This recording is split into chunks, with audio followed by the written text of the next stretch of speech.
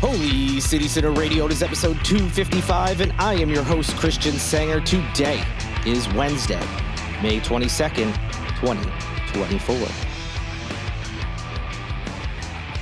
Happy to be back with you after a little break from recording episodes. Sorry about that. You know, this happens every once in a while, some unplanned breaks, usually because I'm busy doing work. And that was the case. Have some big changes coming. Holy City Center, no big change as far as that's concerned. But we'll be adding something to my resume, as it were, with this company that Holy City Center is now part of. That company is called Milo News, MYLO News, stands for My Local News. And we have different entities underneath that company. I'll describe all that in more detail later, but I'm having a new role that's getting started within there. And it's just been, very time consuming. All good things.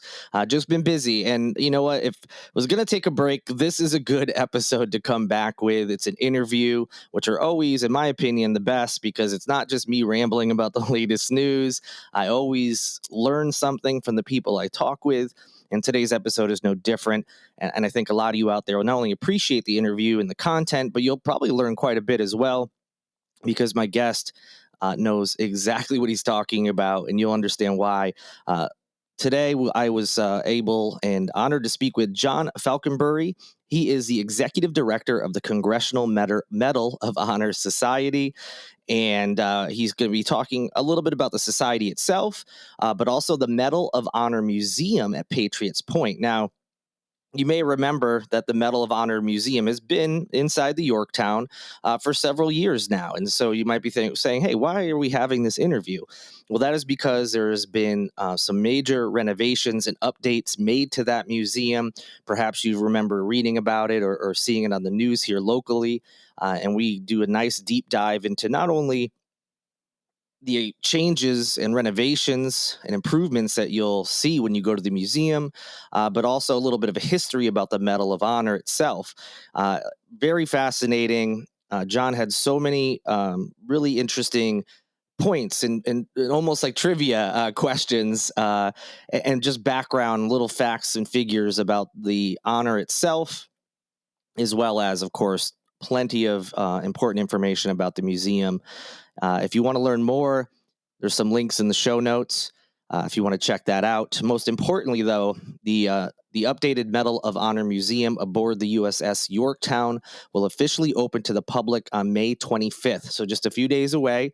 And if you want to go there, it's just your regular admission to the Yorktown. So just like any other time you've gone there, and hopefully you have, because it's a great museum that we have here at, Mount Pleasant, but the Charleston area, of course. And you'll be able to, just like you were able to before, be able to see that museum at no extra charge. So I definitely recommend it. After listening to some of the renovations that have been done, I'm very excited to check it out myself. So enough of me talking about how I'm interested in going.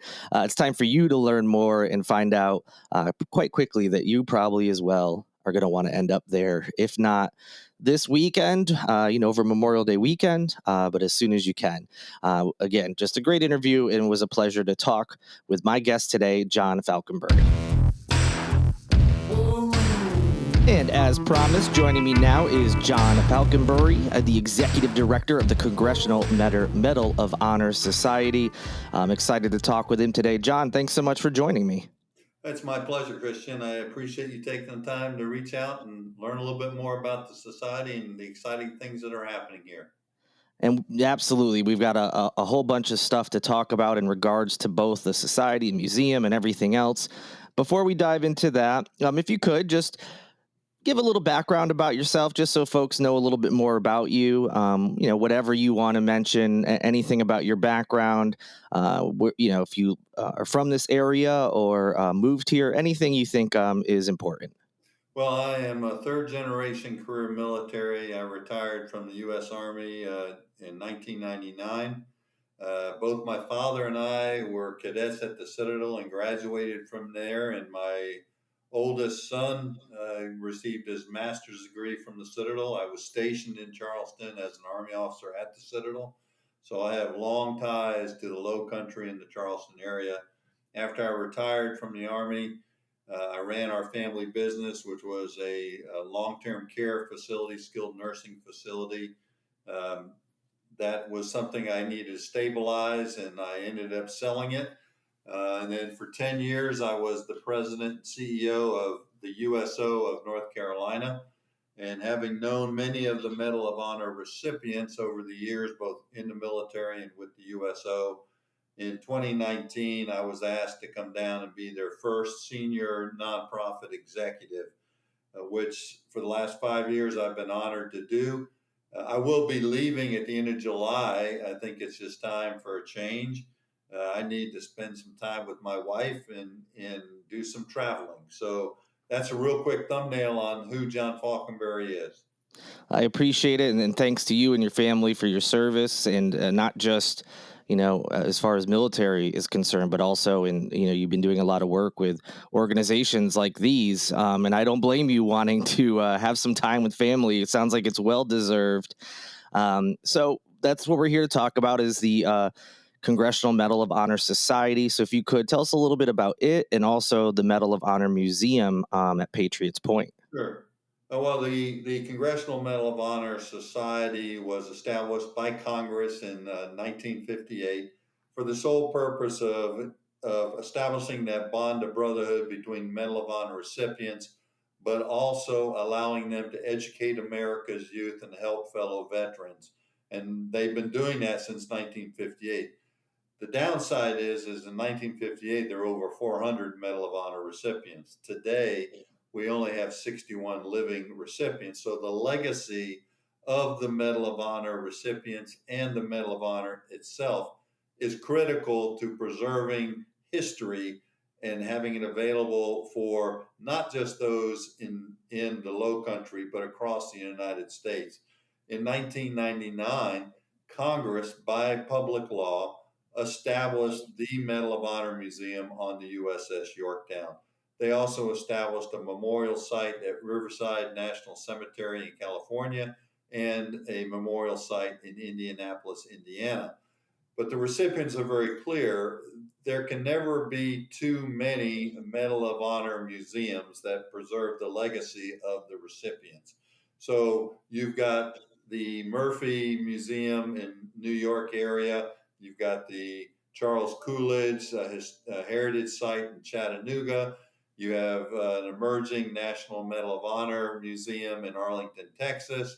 And here locally, you have the National Medal of Honor Center for Leadership, which is really taking our educational platform around our character development program and taking it to the postgraduate and the corporate world. But it's because of the Center for Leadership that our museum here on the Yorktown, the only official Medal of Honor museum, has its major upgrade in almost 20 years. The National Medal of Honor Center for Leadership, very generous, gave us $3.5 million to imagine a museum of the 21st century. And that's what we opened last week to the recipients themselves at a special unveiling to see if we got it right, in which on May 25th, we'll open it to the general public. And we'll have two Medal of Honor recipients here, one from Vietnam, one from the Global War on Terror, here to welcome guests to this newly imagined museum. So, society established in 58, museum established by Congress in 1999. The upgrade of $3.5 million is now complete and ready to be open to the public. That's awesome. So just a few days away before people here in Charleston, whether visiting or living here, will be able to visit. They may be familiar with they may have been to Patriots Point before, but as you said, there's going to be a lot of renovations that they're going to see, a lot of big changes. So if you could kind of just expand on some of those upgrades and changes to the museum, and also if you don't mind sharing any of the feedback you got. You said you invited some Medal of Honor recipients and others to come and check it out to make sure you got it right, and I'm assuming that feedback was positive. Yeah, you're assuming correctly. Um, first and foremost is preserving a legacy, but educating people, not just America's youth, but educating America as a whole to the Medal of Honor. You'll be surprised at how many people I ask, do you know what the Medal of Honor is? And I get a blank stare. So this new museum really amplifies the legacy, the leadership, the values that the Medal of Honor has, especially when it is about military valor. So when we really reimagined it, we made it very interactive. And one of the exhibits is a cupola of a Huey helicopter, which was instrumental in Vietnam. That was a helicopter war. And we made it, the interior of it, looking like half of the cupola with the gadgets and display panels there and a TV screen that takes the occupant in the seat through a dust off mission. Dust off is medical evacuation from the battlefield. We used Dust Off 55 because that was the call sign for now retired Army Major General Pat Brady, who at the time was a major and he was a dust off pilot in Vietnam, and that's where he received the Medal of Honor. Pat sat in that and he says, guys, you need to give this to all the museums. It is spot on. Wow. So when you get that type of response from a Medal of Honor recipient sitting in listening to actors, voice actors, mimicking a dust off mission in Vietnam with the adrenaline and the right terminology, you know you got it right. But the important thing is, for the first time ever, because of this redesigned, it's very interactive, but we're able to show artifacts that have been in our archives here and never really had a place to show it. So we focus on Civil War, World War One, World War II, Korea, Vietnam, and the global war on terror, but we show artifacts from the wars of expansion, like the Nicaraguan campaign, or even Korea in the 1870s. Mm. So we show all that now in a very immersive environment. But how we make it interactive is, for example, the Civil War, we show a Civil War drum. The youngest recipient was 12 years old, Civil War Wow. drummer.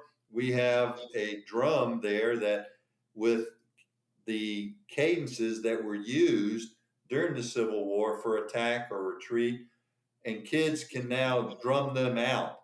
We have the Korean War display. Korean War was a very cold war, especially the Chosin Reservoir. And we have canteen cups that are ice cold, that you can touch it and feel somewhat what it was like to have cold injuries. Or the global war on terror, it's night vision, because we always say we own the night. Well, how do we do it? Night vision. And we Mm. put people through a night vision patrol. So very, very interactive. Sounds like there's been some incredible upgrades. I'm looking forward to seeing it myself. It sounds fascinating, and just I can't wait to look at some of the things and experience what you talked about. And for those who are listening, if you don't remember already, it's May 25th will be the official opening. It is free to those who buy tickets to the Yorktown. So just any other time you would go to Patriots Point and buy admission, this is included. But there is some significance behind the timing of the reopening of the museum that's also based on some poll results that you all got, correct? Well, it is. Number one, it is Memorial Weekend, and we want people to remember the sacrifices, those that have lost their lives in defense of our country Hmm. in 248 years. And so that's important. But right now, we see a polarization in our nation. Whether you're Republican or Democrat or red or blue, we are a nation that learns. But one thing we have forgotten are really some of the core values and character that made this country so strong. And our foundation did a survey last year and found, for example, 79% of Americans believe you have to have strong values and character. But are we actually showing that right now?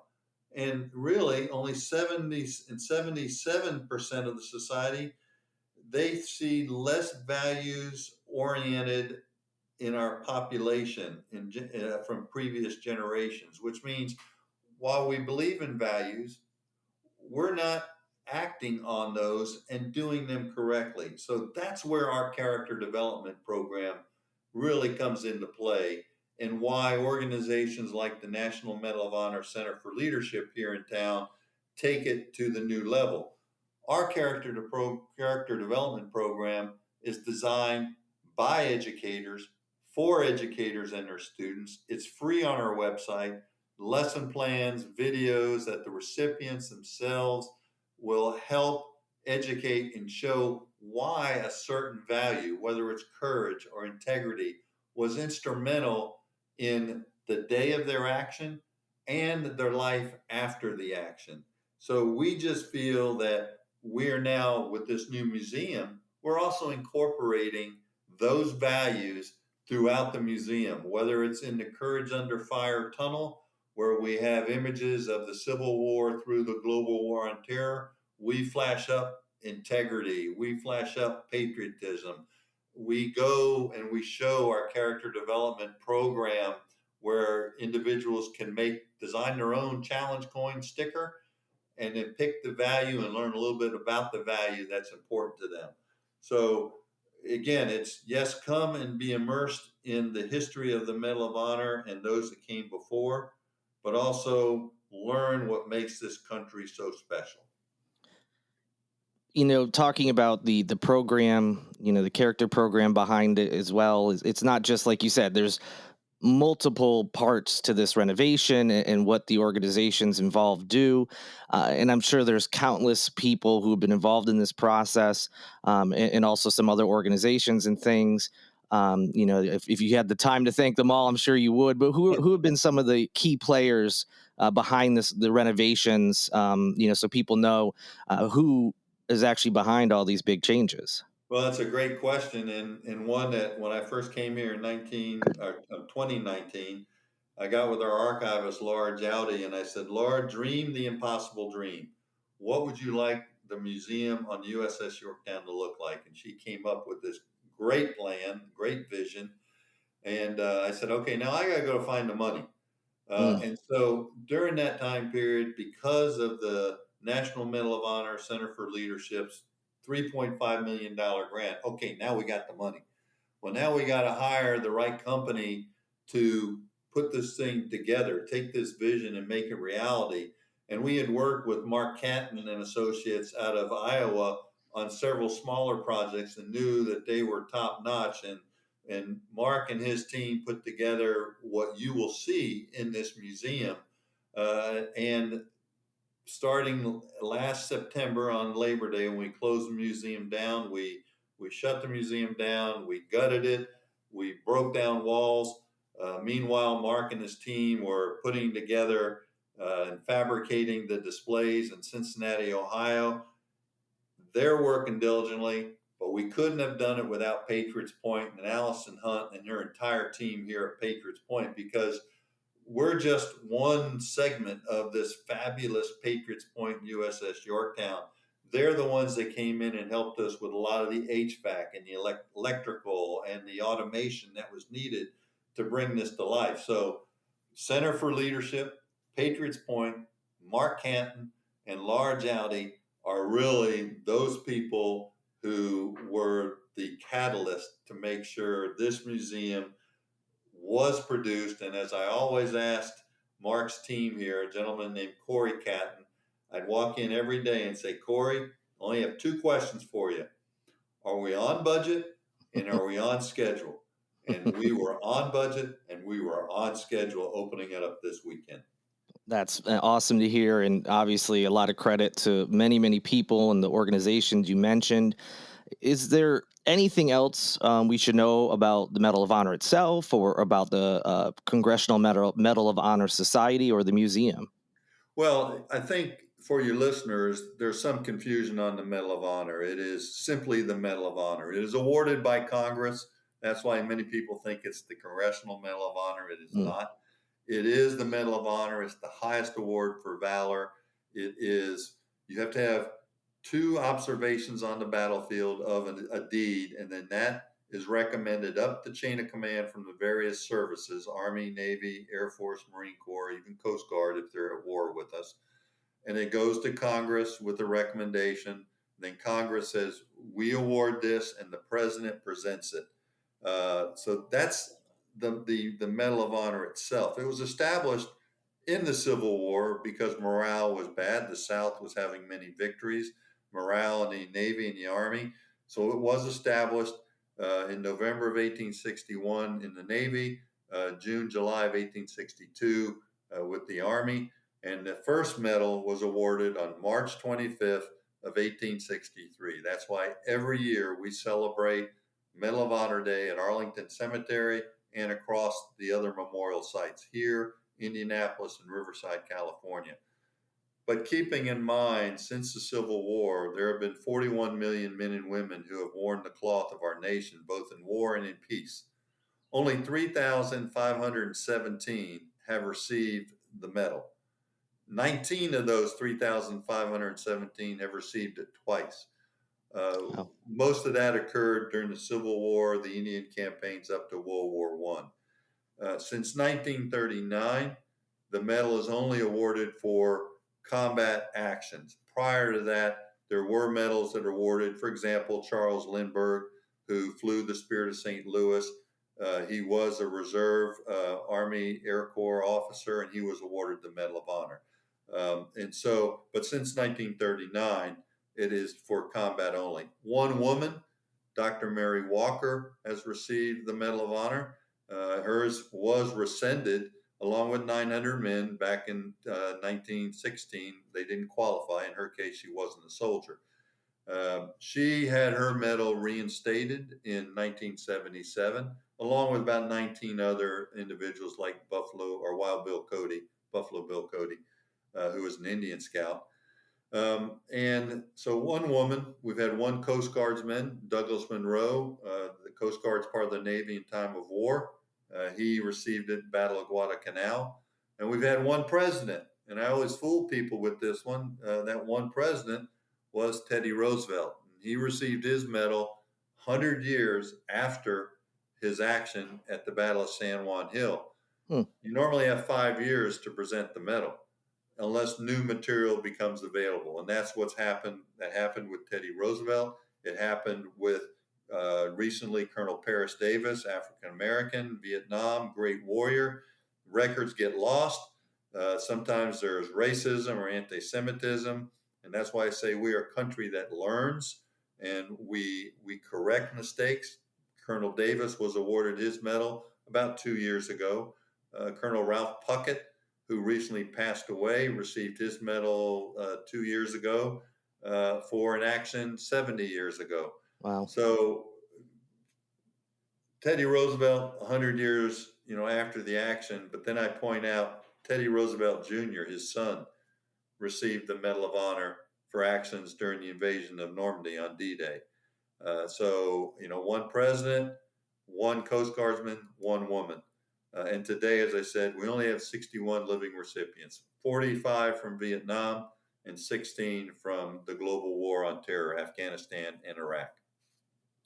Very interesting history, and I certainly learned a lot just from this quick conversation we had. And I'm sure there's so much more to learn and certainly experience when the museum opens on the 25th. Before I let you go, can you tell some folks where they can find more information about any of the things you've talked about, whether it's online or wherever? Yeah, absolutely. And I would be remiss to say that their experience here is not just the footprint of the museum. We have made the entire Patriots Point Medal of Honor activities. If you go on the flight deck, you'll see a B-25, Doolittle, Medal of Honor recipient. The Corsair, Pappy Boynton, Medal of Honor recipient. Hmm. Father O'Callahan, the USS Franklin, Medal of Honor recipient.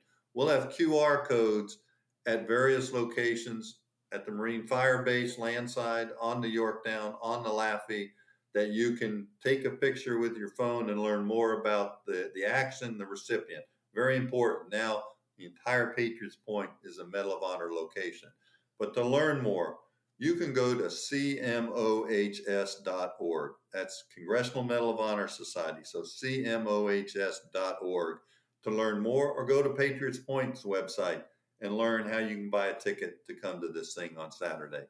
And come meet Leroy Petrie from Afghanistan and Jim McLuhan from Vietnam. Both be here. We've got things for them to sign, then they can meet their guests. So it's not just to come walk through the museum. We're celebrating this day. Awesome. Thank you so much. Like I said, I learned a lot, and I'm sure people listening did as well. I look forward to visiting the museum and learning even more. I really appreciate you taking the time today. Thanks so much for joining me. My pleasure, and have a great day. You too. And that'll do it for this episode. I really appreciate everyone giving it a listen. If you haven't already, please like, subscribe, rate, review, all that good stuff you can do with podcasts. It really helps out. Also, be sure to check the show notes if you want more information about what we discussed in the interview today, and maybe pick up some tickets to get to Patriots Point soon and see the new Medal of Honor Museum. Before I go, I must say thank you to Lindsay Marie Collins with LMC Soundsystem, and of course, Tyler Boone, whose music you hear in each and every episode. Should be back with you as normal on Friday. Should just be a normal news update. There's several stories, many things going on in the Charleston area. I'll try to condense it and get you the latest information. Some interesting things have been going on for sure, and hopefully we'll have time to cover all of them on Friday's episode. But until then, I hope you enjoy the rest of your week. Everything goes well for you. And as always, good night and good luck.